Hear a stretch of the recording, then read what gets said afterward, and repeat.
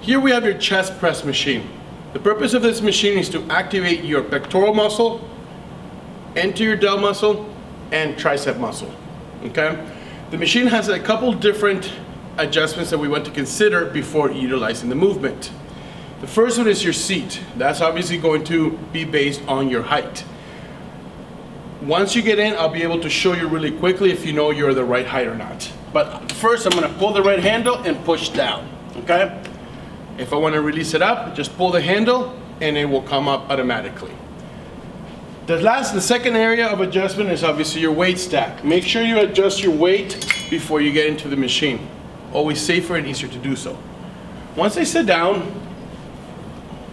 I will know that my height is proper for me once I push the foot handles, and that bar, those handles are almost in line with the crevice of my armpit.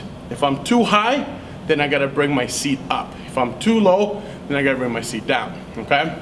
From there, you're gonna grab the handles, okay? Notice how I'm utilizing and I'm using my foot handles to bring the machine up into a safe zone, then I can grab it and begin my movement with.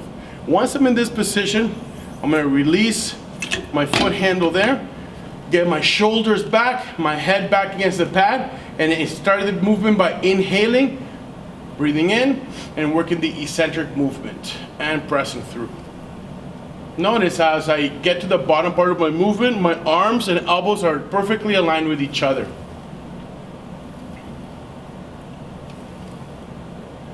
To put away the machine, I'm gonna press down on the handle, bring my arms up, and let it sit in its proper resting spot.